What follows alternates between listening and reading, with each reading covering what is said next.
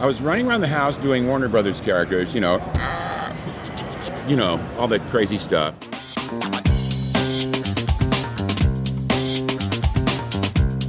Hey, I'm Elise Baughman. I'm the voice of Pan on Dragon Ball GT, and I am with Bruce Carey. Where? Where? Me. You.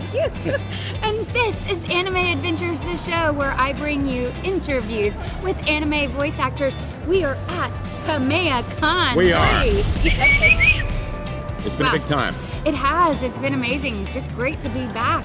And just panels and all kinds of great people coming up to us, and like folding chair comedy groups and all this stuff. And it's been and the vibe is really good too. It is. The vibe is really good, and I'm so excited to talk to you. Bruce and I go way back. I've known him for so long, so I owe him money. You what? I owe you money. Oh yeah. He owes me money. That's why he's here. No, we started off. I guess you walked into my studio. I walked into his studio. He was my first voiceover coach ever when I wanted to get started, and my agent was like, "You've got to take voiceover classes. Go see Bruce Carey." So I owe you so much. I guess I owe you. And he did my first voiceover demo, and you've been my engineer for jobs. Like, he does everything. He coaches. He's an actor. He's a producer and an engineer and a, fifth black belt? Fifth black in Kenpo, American Kenpo. So I don't mess with him either.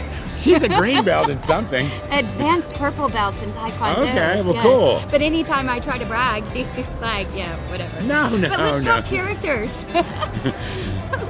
We're here at KamehaCon, so we've got to start with Dragon Ball. Oh, yeah. Mm-hmm. And that's Lemo. Of course, if you've seen Dragon Ball Super Broly, Lemo is kind of, he's a cool little character, but he's kind of mysterious, too. There was just a dude here who's like, knows all the DBZ lore. And I go, man, I've looked everywhere to find out where I came from. What planet am I from? And he goes, I don't know. Yeah, the dude he's talking about, Geekdom 101. So okay. The dude, yeah. He is the dude. He is the Dragon Ball like dude. The Big Lebowski Dragon Ball guy. And so he said, your big claim to fame is you sort of created and updated this new scanner for the Saiyans. And I, if you remember in the movie, I go, let's check out these new scanners. And I'm with Chilai on the planet surface. And so anyway, this was really fun. It was a very fun movie. It was fun being directed by Chris Sabat at PATRON. And Rayleigh was kind of pushing the knobs. Oh yes, he does. He's so great. Both of them are awesome. And I hear in the wind there's another one coming up. I want to talk out of school here. They made the announcement. And I have to say, you did a great job. Oh, thank you. I loved it. I loved hearing you. You never know. You do movies, whether it's live action, and you've done a lot of on-camera too. That's not, it's not all Bruce Carey. Elise has done a ton of on-camera work. And you never know how it's going to turn out. You don't. How, it's like the director's vision, what happens in the editing room, and all that stuff. But when I went to LA, I was on the red carpet, I was behind Ian Sinclair, and my booth is next to Ian Sinclair. Oh, that's perfect. That guy's a frickin' riot. He's crazier than the people who come up to him. And so we went to the premiere there at the Chinese Theater. Yeah. And I was like, fingers crossed, you don't know how it's going to be received. But I loved it, so I saw it like 3 times in a row. Oh, you did? Oh, yeah. Oh, wow. And of course, huge box office success. Everybody loved it. It was received so well. Yeah, and that speaks to Chris Sabat as a director, too, and Sony and Toei and all that routine. Oh, everybody. And the performances by everyone in the film.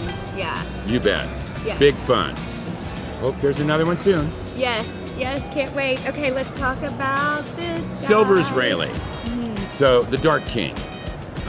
So this is a DBZ convention, KamehaCon, of course, but I am kind of amazed at how many people, they make a beeline, they go past Lemo, and they go right to Silver. So yesterday I brought this wanted poster. It's like, Silver's Rayleigh wanted $1 million or whatever, and have me sign it. He is, One Piece, as you probably know, is one of the longest, if not the longest running Japanese animes. Yeah, it's crazy. It goes on and on.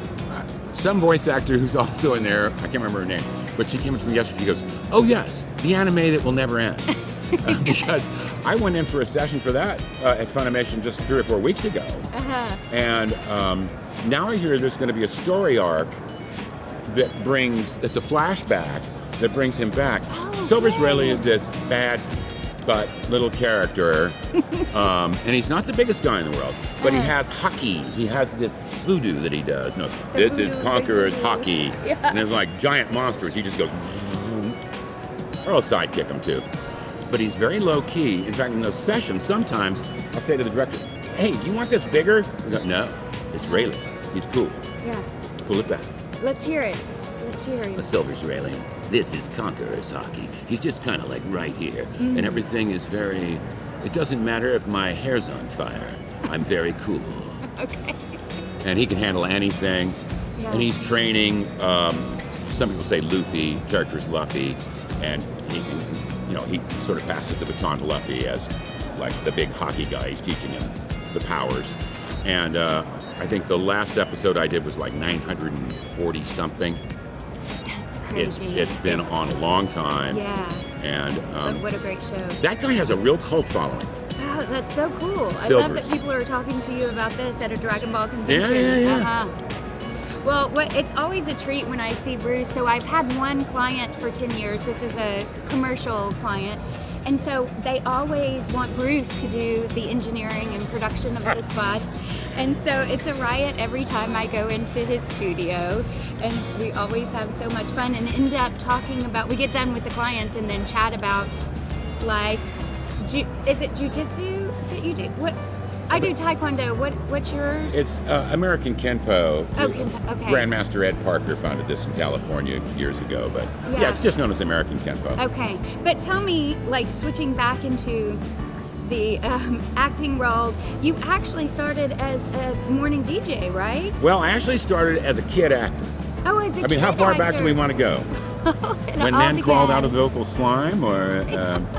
Oh, kid actor, and then I didn't know that, I did. I just, I was talking to somebody about this yesterday. It's like, when did you start? Well, I was running around the house doing Warner Brothers characters, all that crazy stuff. And my parents are like, I think the first time they took me to a child psychologist when I was about 30-some months, something like, well, I was a nut. And I think the child psychologist said, yeah, it's okay. He'll just probably be an actor. He's not nuts. And so then children's theater. And then when I was 13, I was at a party and there was a producer for a local CBS affiliate there. And he said, we do the show called The Judge. It's syndicated and there's really no script and it's improv. Can you handle that? And I said, sure. Really? No, that's like giving a maniac a stick of dynamite and go, can you do something with this? Yeah, I sure can. So then that really opened stuff up for me, and I did some TV at 13, 14, and then theater as sort of a angsty teenager. Yeah. Then I became a morning DJ, and I did that for 20 years. Wow. Okay. And along the way, improv and Meisner Method. And then I was with Disney Radio for 5 years. And when I left that, and it was wonderful, I've never looked back. Oh, okay. Because then I became a freelance voice actor, and I went into that studio space on Lemon Avenue, and bam, that was it. And the rest is history. Yeah. Great guns. Been staying so busy since then. I always love hearing people's backgrounds, so thanks for sharing that. Well, this has been fun. I know it's early on Sunday, so people are just starting to come in. Well, early at the convention. They're just starting to let people come in. So thank you for being here. I like to say bye in a character voice. You do your character voice, and I try to imitate you. So. Okay, I could be Ivan Trejar, say goodbye. Oh, Das vidanya. I cannot do accents. Okay. No, I'm gonna try. That's the goal, though. So you can see how bad. Okay, let me hear it again. So yes, just think Russian, It's Yes. like das vidanya, goodbye, sort of short and staccato, Okay. and like that. Like that. Goodbye. Like short and staccato. Oh, really? Yeah, you got a good ear. Yeah. Oh, who knew? Okay. Hey, thanks for joining us. See you later. Bye. Bye-bye.